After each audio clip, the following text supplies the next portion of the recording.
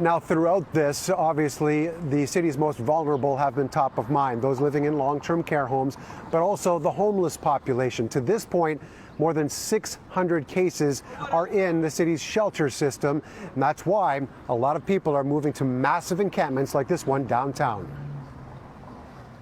I don't have somewhere safe to be, you know? That's my main concern. And neither do these people, you know?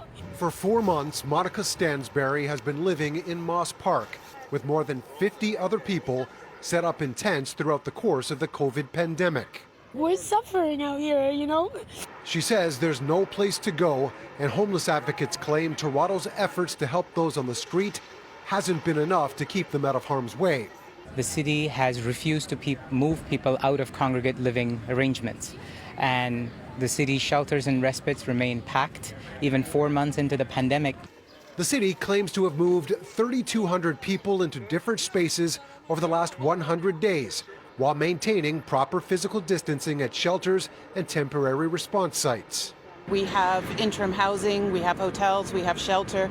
We have a number of options that we can provide people, and I think that makes it a little bit easier to try to work with somebody. While attempting to move people into those indoor spaces, encampments continue to be cleared away with heavy equipment. Those encampments are not the right way to address housing, and it's not the way in which we are addressing housing. But the people have to cooperate with us, including some of the people who will, the minute we take an encampment down, move back there, and they're doing it as much as a political statement as anything else. Is this just a statement? No, this is not a statement. This is for real. This month, the city partnered with the United Way to come up with a plan to tackle the homeless issues that have come up over the next 6 to 12 months. There are not appropriate shelters for people. It's risky sometimes to be in the shelters, and you can't even get into a shelter. So people have to be defended here.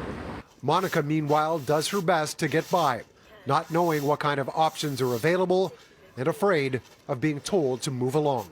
I think if the city doesn't have a better alternative for people, then they should leave these encampments alone.